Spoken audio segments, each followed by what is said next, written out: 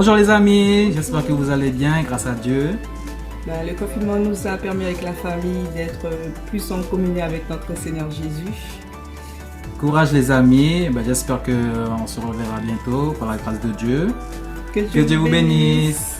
Bonjour tout le monde, je profite de ce culte en vidéo pour vous annoncer que nous avons notre petite fille Joyce Moisy qui est née le 22 avril à minuit 29. Elle se porte très très bien, le papa et moi-même aussi. Et puis on profite pour vous remercier d'avoir prié pour nous, nous avoir soutenus dans la prière parce qu'on a eu un très très bel accouchement et on se porte tous les trois très très bien.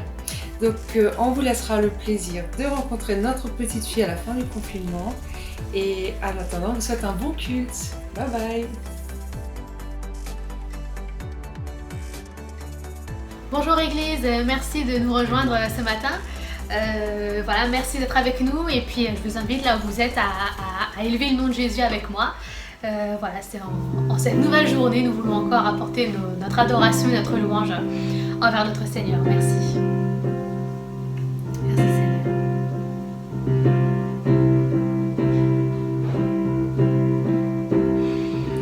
Quittant la gloire de ton ciel, tu es venu sur terre, Fils aimé du roi éternel, tes bras tu as ouverts, ta grâce a bouleversé le cours de notre humanité.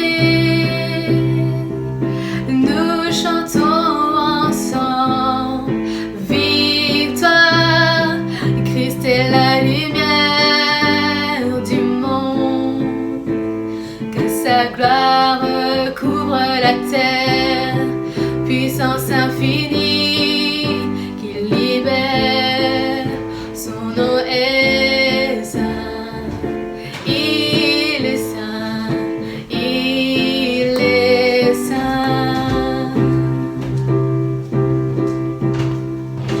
Nous les fils et les filles du roi, entendons chaque jour un hymne de gloire et de joie, célébrons son amour. Les nations de la terre s'inclineront devant le Père. Nous chantons ensemble, victoire, Christ est la lumière du monde, que sa gloire couvre la terre, puissance infinie qui libère, son nom est saint, il est saint, il est saint, Christ est la lumière du monde, que sa gloire couvre la terre, puissance infinie qui libère, son nom est saint, il est saint, il est saint, il est saint, il est saint. Alléluia. Merci Seigneur. Merci Seigneur encore pour cette matinée Seigneur. Nous voulons t'apporter notre louange, de notre adoration Seigneur. Oui, tu es la lumière du monde Seigneur. Que tu sois Seigneur la lumière dans nos vies Jésus. Que tu puisses nous éclairer Seigneur, nous guider Seigneur. Alléluia. Tu nous montres le chemin à suivre Seigneur. Alléluia. Que ces derniers instants, ces derniers jours Seigneur, et bien ces prochains jours, que soit encore une occasion de se rapprocher encore plus de toi Seigneur Jésus, et de te demander ta faveur sur nos vies Seigneur Jésus, sur ce que tu veux nous montrer, nous enseigner Seigneur, pour nous-mêmes, pour notre entourage, nos familles Seigneur. Alléluia.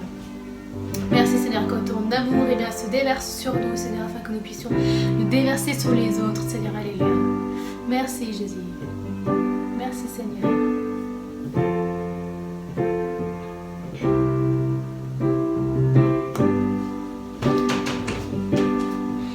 Tiens mon cœur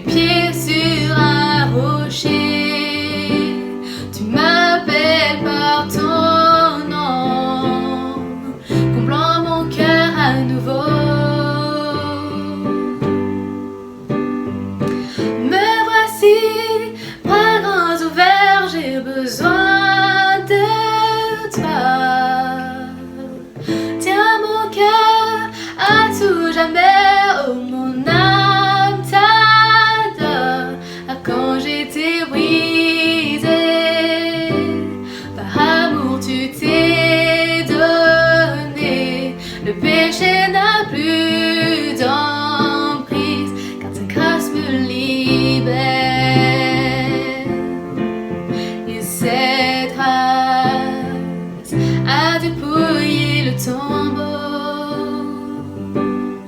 et toute ma honte demeure impuissante en ton nom, portant les meurtrissures, tu n'as rien retenu, ta victoire sur la mort me donne la vie à jamais. Me voici, bras grands ouverts, j'ai besoin de toi. Tiens mon cœur à tout jamais, oh mon âme t'adore. Quand j'étais brisée, par amour tu t'es donné, le péché n'a plus d'emprise, car ta grâce me libère, guéri et pardonné. Toutes mes chaînes sont tombées, dont la main n'a plus d'emprise, car ta grâce roule la pierre, ta grâce me libère, ta grâce me libère, ta grâce me libère, ta grâce me libère, ta grâce me libère.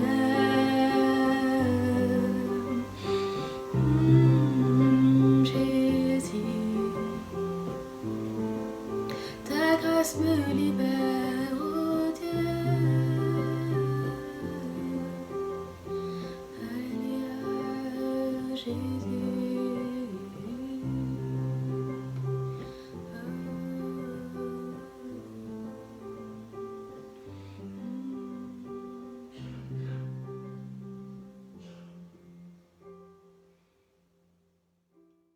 Merci Esther, merci Ézéchiel pour ce temps dans la présence du Seigneur.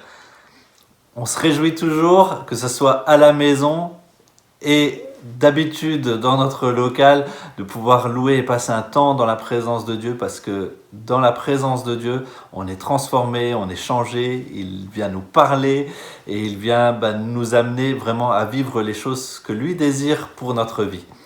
Et pendant ce temps de confinement, j'y ai trouvé aussi une opportunité d'être transformé, d'être changé et de pouvoir recevoir des choses nouvelles de la part du Seigneur. Vous savez, quand on est arrêté, le Seigneur, il peut utiliser ces opportunités pour nous parler, pour nous changer quelques petites choses à notre sujet.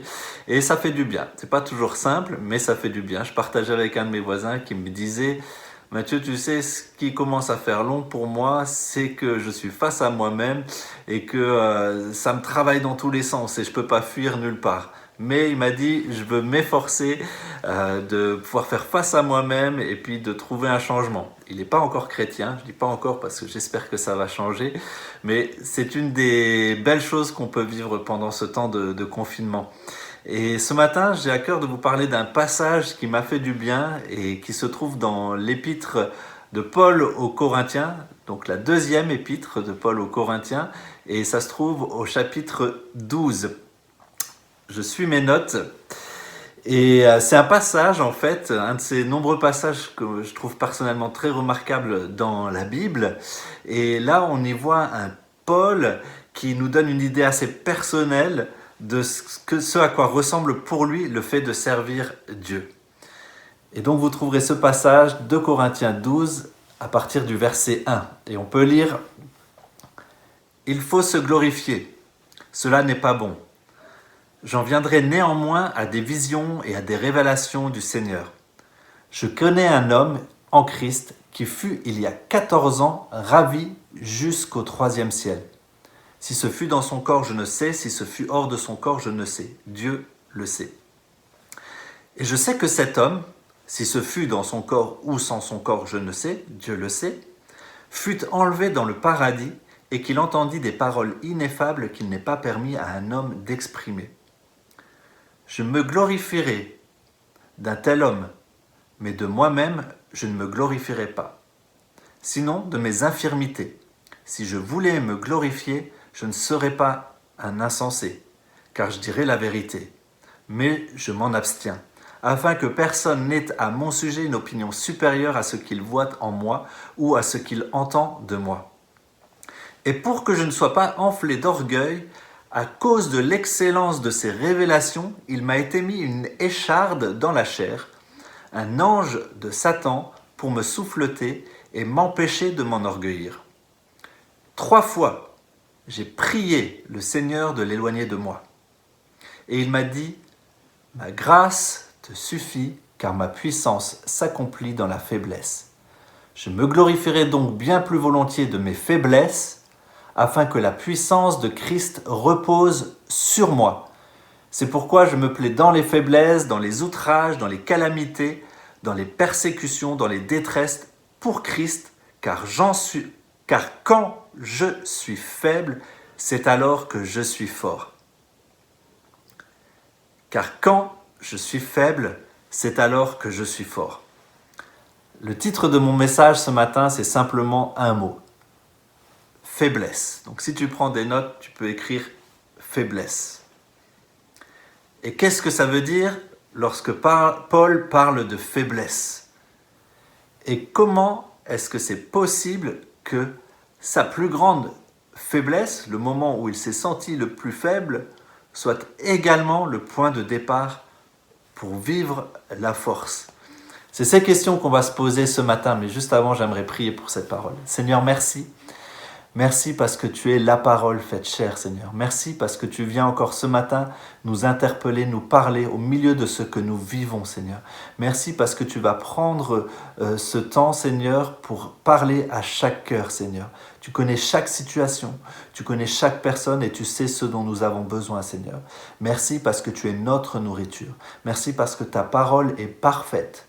Excellente, Seigneur, pour venir accomplir encore quelque chose dans chacun de nos cœurs. C'est pour chacun de nous que je prie, c'est également pour moi. Merci Saint-Esprit, merci de prendre ces mots et de les utiliser, Seigneur, pour que nous soyons transformés, pour que nous soyons changés à l'image de Dieu. Merci Seigneur Jésus. Amen. Amen. Amen. Alors, ce mot-là, ce verset, cette fin de verset, car quand je suis faible, c'est alors que je suis fort. Pour moi, c'est un des mystères de la parole de Dieu. Et j'aimerais qu'on puisse s'arrêter là-dessus ce matin.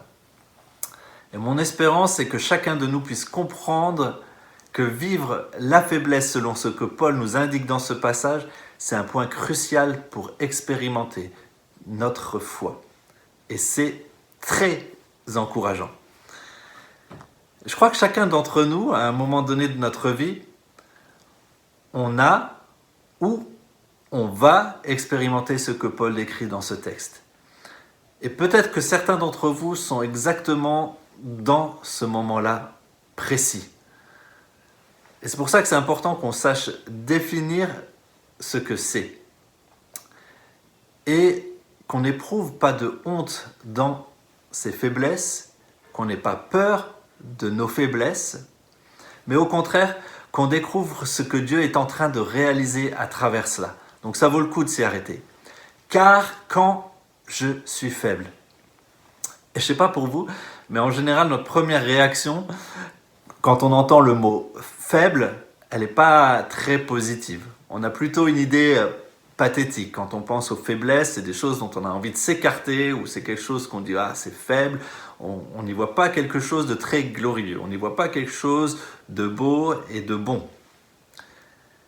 Mais je crois qu'il est important de se rappeler ici que qui est la personne en fait qui écrit ce texte. Et là, on parle quand même de Paul. Paul, c'était un homme remarquable. C'était quand même un homme fort, un homme courageux, et qui sait probablement mieux que quiconque d'entre nous ce que c'est que d'endurer la douleur physique. Et il l'a expérimenté à un niveau qui dépasse certainement le niveau de douleur qu'aucun d'entre nous va probablement expérimenter dans sa vie. En tout cas, c'est ce que je nous souhaite. Et si vous regardez, ça se trouve juste avant, dans le chapitre 11, à partir du verset 24, vous allez lire avec moi une liste des choses qu'il a subies, qu'il a souffert. Verset 24. 5 fois, j'ai reçu des Juifs 40 coups moins 1. 3 fois, j'ai été battu de verge. 1 fois, j'ai été lapidé. 3 fois, j'ai fait naufrage, j'ai passé un jour et une nuit dans l'abîme.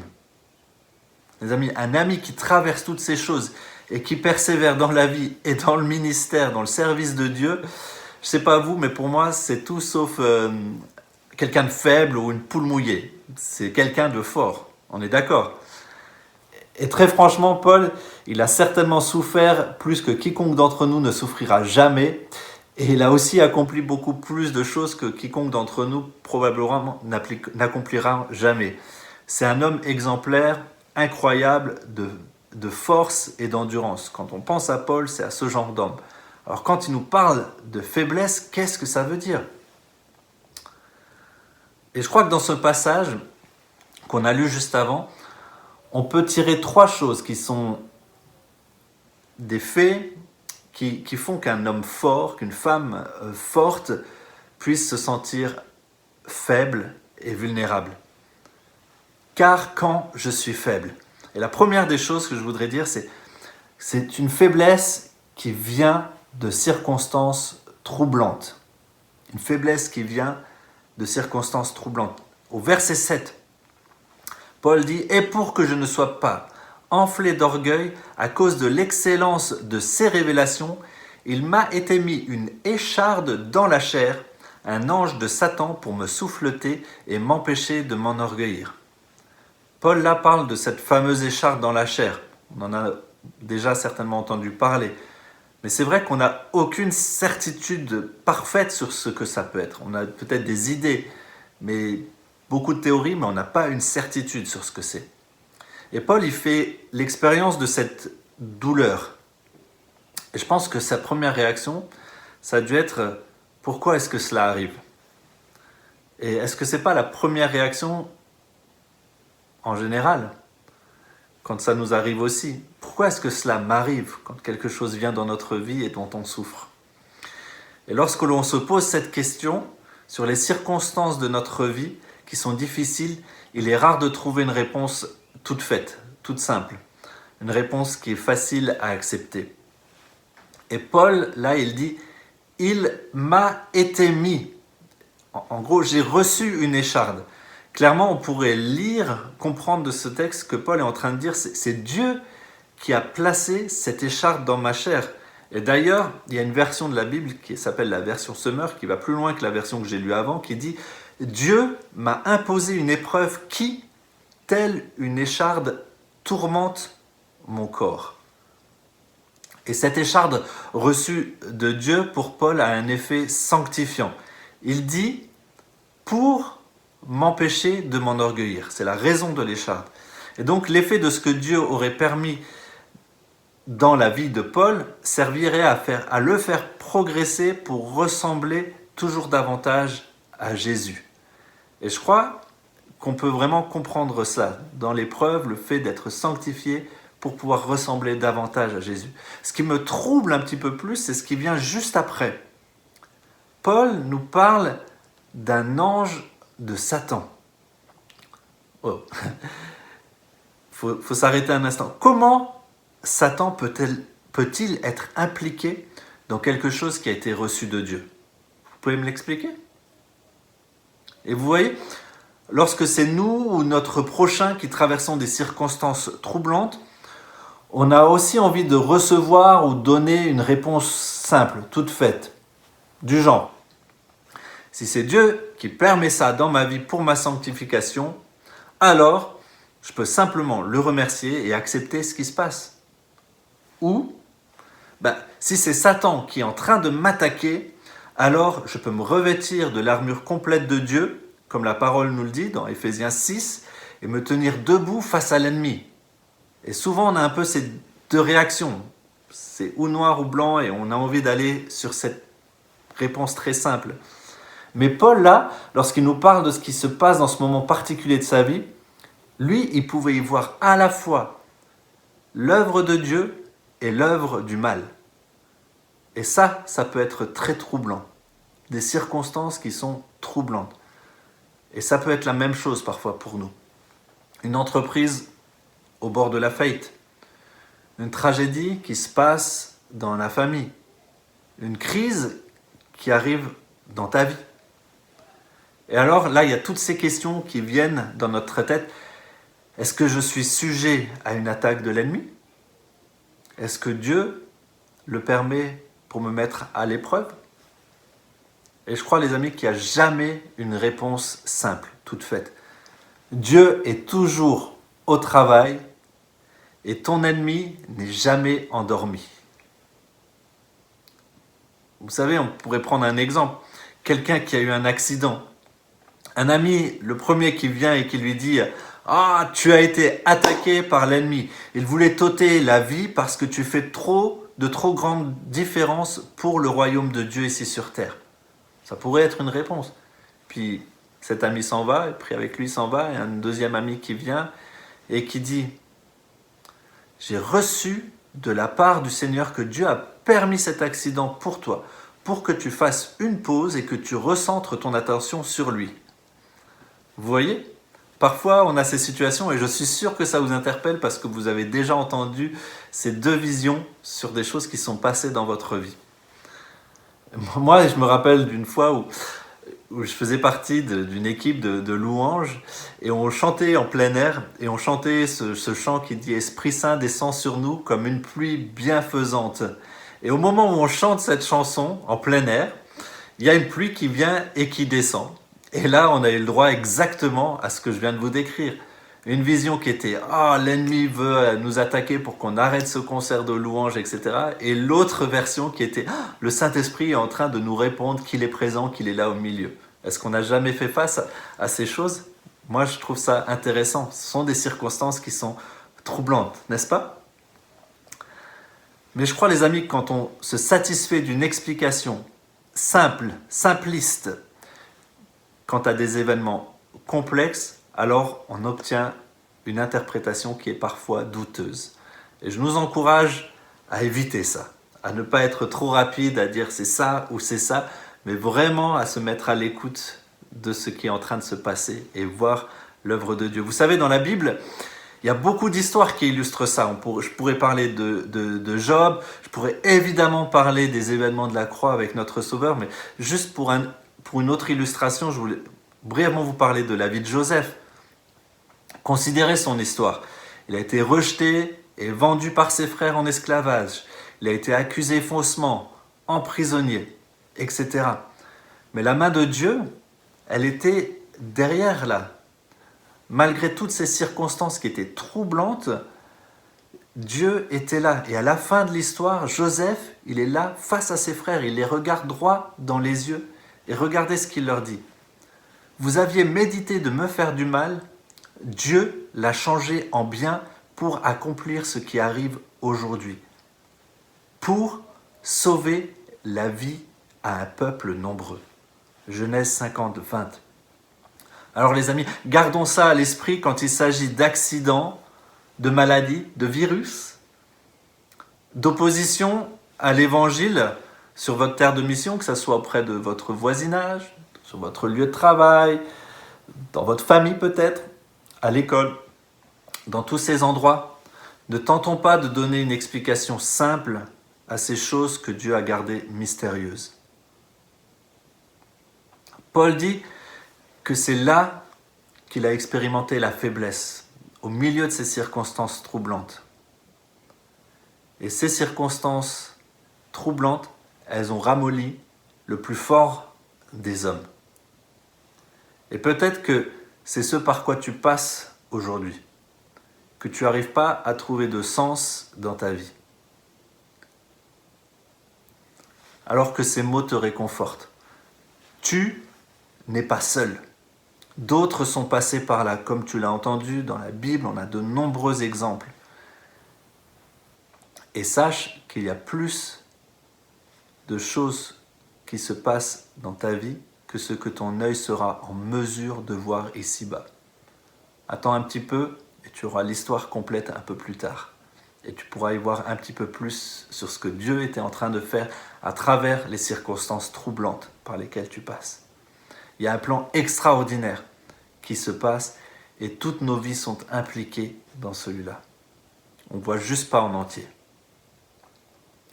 Alors oui, il y a une faiblesse qui est due aux circonstances troublantes. Une seconde chose qu'on retient de ce passage et qui se passait dans la vie de Paul, c'est une faiblesse qui est due à une douleur continue. Et quelques-uns d'entre nous ont aussi une certaine expérience à ce sujet. Et on ne sait pas exactement ce que c'est l'écharpe dans la chair de Paul, mais on sait au moins deux choses. La première, c'est qu'elle devait être sacrément douloureuse. Un homme qui endure les coups de fouet comme on l'a lu, qui endure tout ce qu'il a vécu au niveau physique comme il a lu, c'est pas un homme qui se plaint d'un peu d'inconfort. C'est pas une petite écharpe qui est au bout de mon doigt de temps en temps. Non. C'est plutôt, si vous regardez les écharpes du Moyen-Orient, des choses qui faisaient plusieurs centimètres quand même, et qui pouvaient être douloureux. Et cette épine, elle était là dans sa chair. Ça veut dire quoi, les amis? Ça veut dire que tu ne pouvais pas bouger, tu ne pouvais pas te lever, te déplacer sans être rappelé par cette douleur qui venait dans ta chair. Vous imaginez? Ça devait être quelque chose de très très fort, de très très douloureux. Ça devait vraiment l'handicaper en fait. C'est bien sûr de l'imagerie, mais c'est pour vous donner l'image du handicap.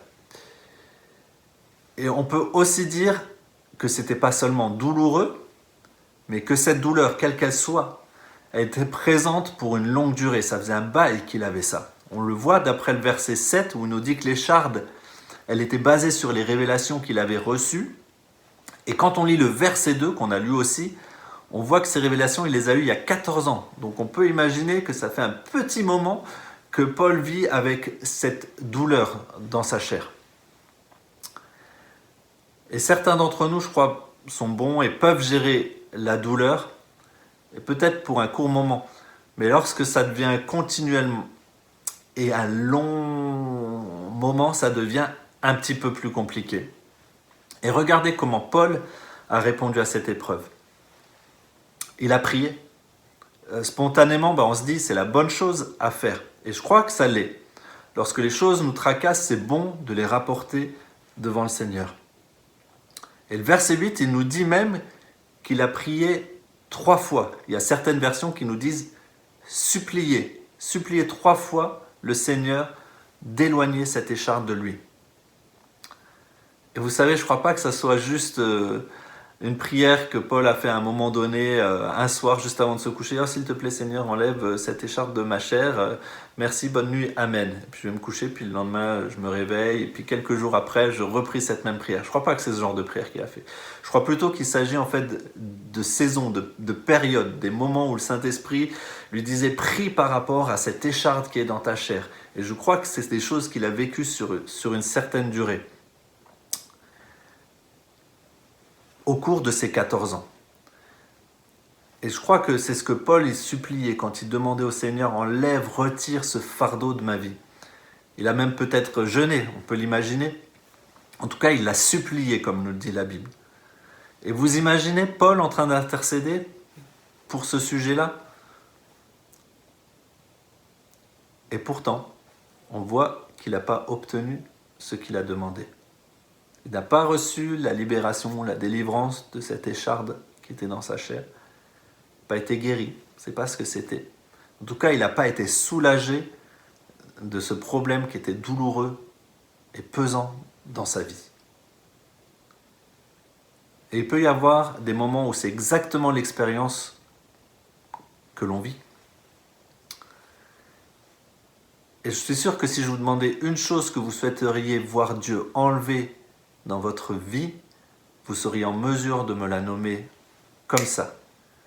Et pourtant, pour beaucoup d'entre nous, Dieu ne l'a pas encore enlevé, cette douleur, cette chose qui est cette souffrance. Et c'est douloureux, mais on peut trouver du réconfort dans le fait que notre Sauveur, même Jésus, il a connu cela. Hébreux 2.10 nous dit qu'il a été élevé à la perfection par les souffrances. Il est devenu le sauveur qu'il est à travers la souffrance. Alors quel genre de sauveur il est? Il n'est pas éloigné de nous. Il n'est pas insensible à ce que nous vivons. Hébreux 4.15 nous dit « Car nous n'avons pas un souverain sacrificateur qui ne puisse compatir à nos faiblesses. Au contraire. » Pourquoi? Le verset suivant, il nous le dit, il a été tenté comme nous en toutes choses sans commettre de péché. Et vous savez, quand on lit cette histoire où Paul il demande 3 fois au Seigneur de lui enlever cette écharde, on peut aussi penser à Jésus qui dans Gethsémanée dit « Éloigne de moi cette coupe » et qui avait cette coupe de souffrance, de douleur qui était là. Et c'est pas sans nous rappeler cette couronne d'épines qui est venue, ces échardes dans la chair du Christ. Le Seigneur, il compatit à nos douleurs, au milieu de nos temps de souffrance. Donc je ne sais pas par quoi tu peux passer, ou tu es passé, ou peut-être tu vas passer, mais le Seigneur, il est là, présent dans nos souffrances. C'est comme ça que ça s'est passé pour Jésus. C'est comme ça que ça se passe pour Paul. Est-ce que c'est inconcevable que cela puisse être ainsi pour nous, passer par des moments de douleur profonds? Alors, ne sous-estimons pas ce que Dieu peut accomplir à travers la douleur continue qu'on expérimente dans notre vie. Laissons Dieu être Dieu. C'est comme ça que Jésus est devenu le sauveur qu'il est. C'est comme ça que Paul est devenu le ministère, l'apôtre qu'il est et qu'il a fait tout ce qu'il a fait.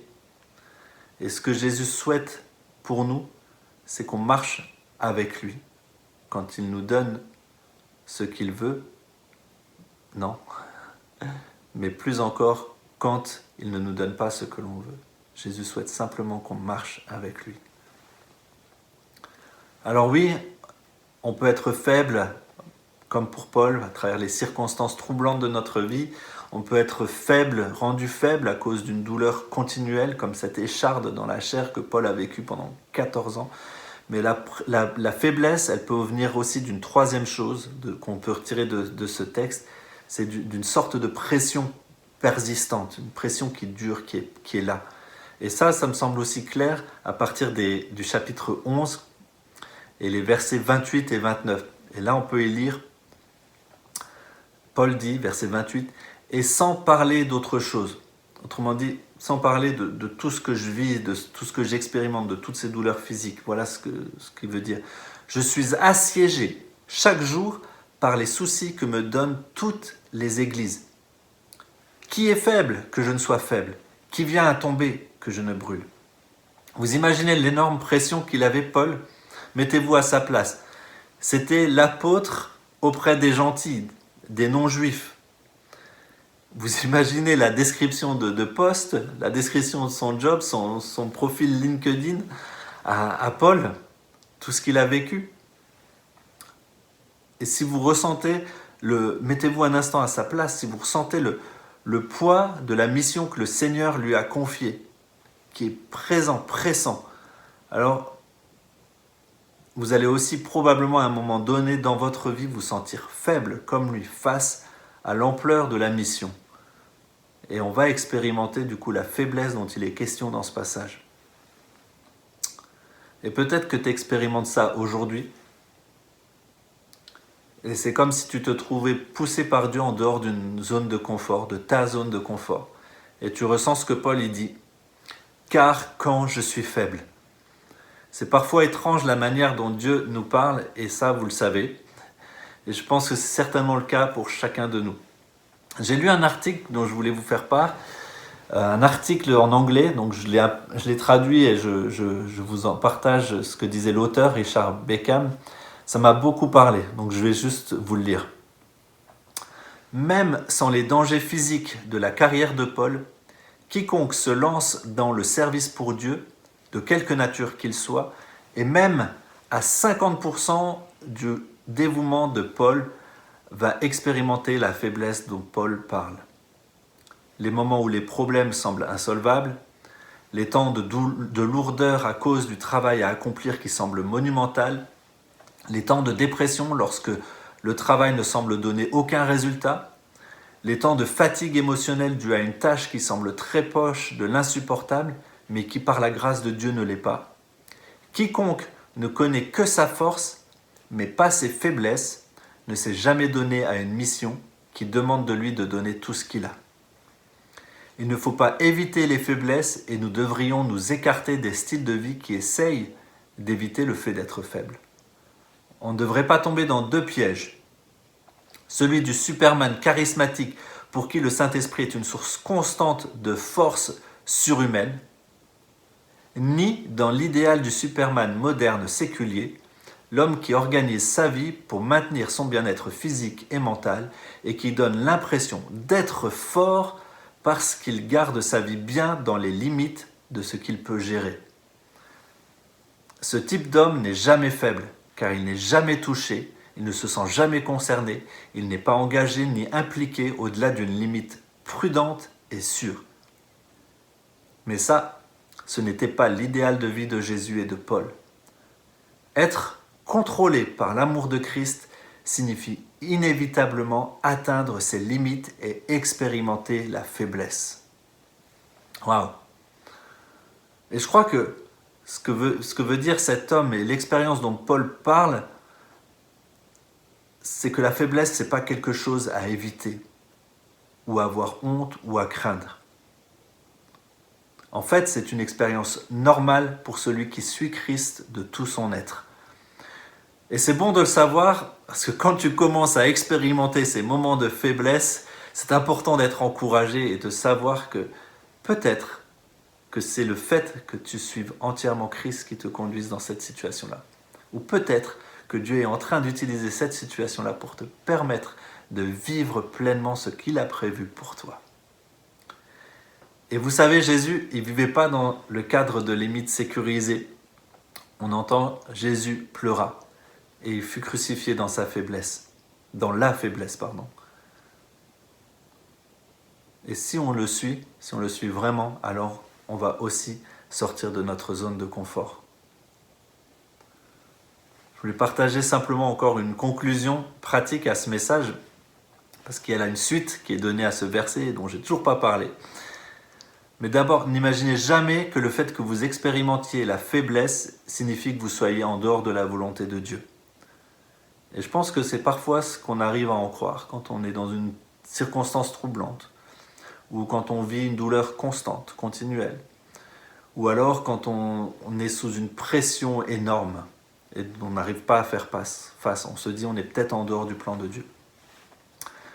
Et une autre chose qui est importante, c'est de ne pas attendre d'être parfaitement certain, sûr que tout va marcher pour pouvoir faire quelque chose pour le Seigneur. Il y a de fortes chances dans ce cas-là qu'on ne le fasse jamais. C'est important.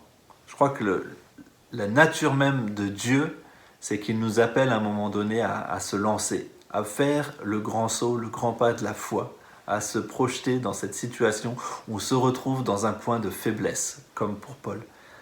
Il dit « Viens et suis-moi ». Peut-être pour servir à l'enfance au sein de l'Église, mais aussi peut-être pour faire face à un défi personnel que tu as consciemment ou pas consciemment ignoré pendant trop longtemps, ou peut-être, 3 petits points, mais ce que tu veux derrière, tu sais peut-être ce que le Seigneur est en train de te dire. En tout cas, on peut ressentir une faiblesse, mais ne pensons pas que de fait, nous sommes en dehors de la volonté de Dieu. C'est important.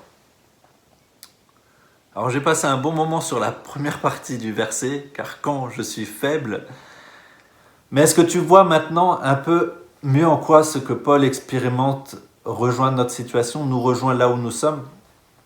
Et le fait qu'on puisse traverser ces circonstances troublantes, expérimenter cette douleur de manière constante ou qu'on puisse être sous une forte pression, une pression persistante, alors on peut mieux comprendre quand Paul dit « car quand je suis faible ».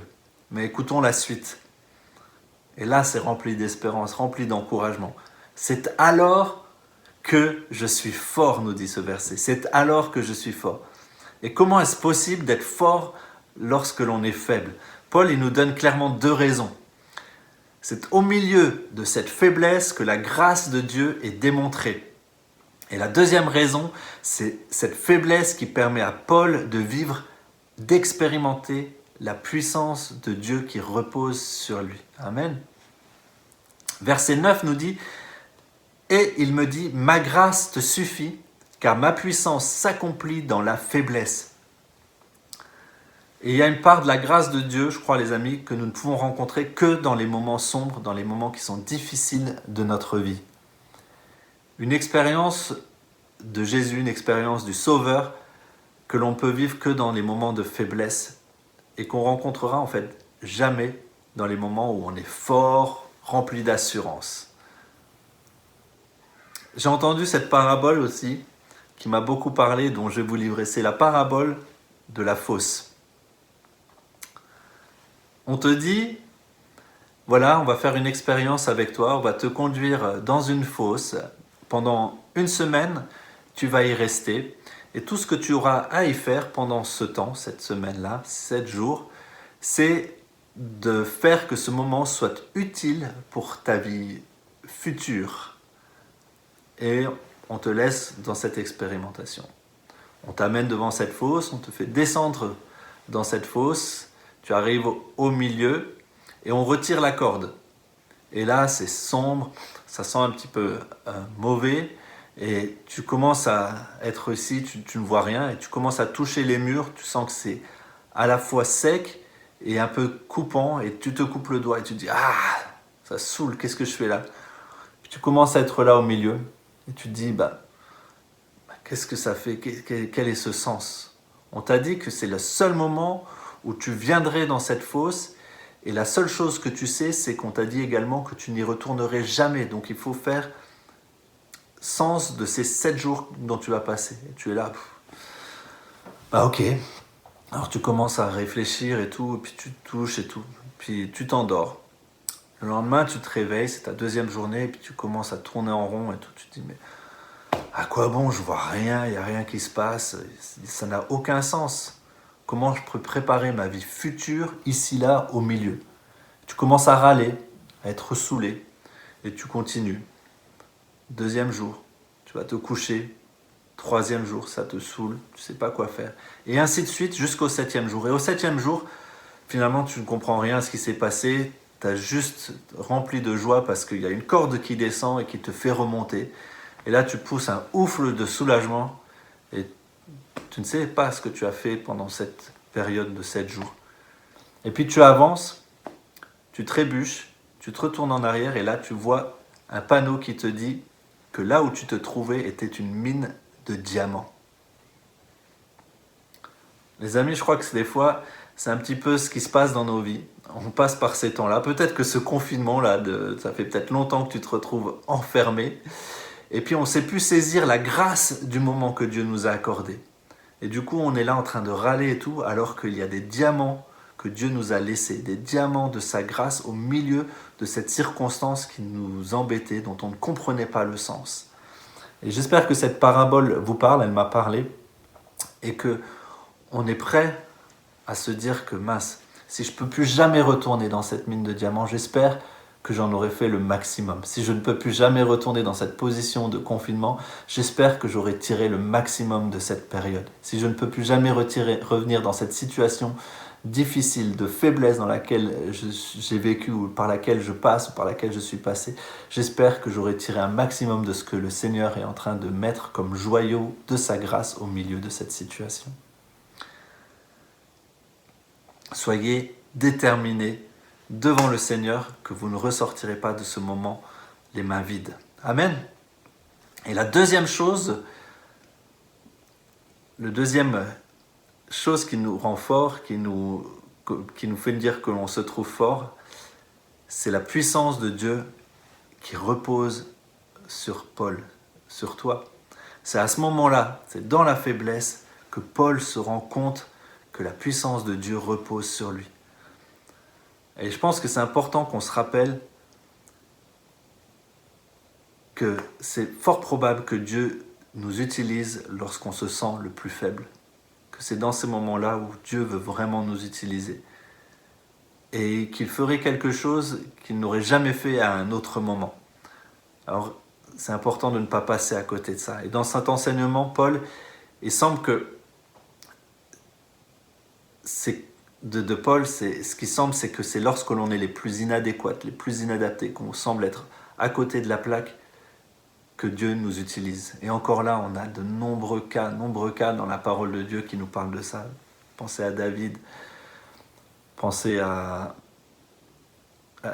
dans le livre des Juges, pensez à plein d'histoires dans la parole qui nous parlent de ça. Et je crois en fait qu'une des raisons pour ça, que Dieu permet ça, que ça soit quand on est le plus faible, qu'on soit fort, c'est parce que je crois que Dieu ne souhaite pas que tout repose sur le don des personnes, sur nos dons, mais plus sur sa grâce et sur sa puissance à lui, afin que toute la gloire et l'honneur lui reviennent à lui. Écoutez ce que dit Paul juste après. « Je me glorifierai donc bien plus volontiers de mes faiblesses, afin que la puissance de Christ repose sur moi. » Les amis, on marche dans les traces de Paul.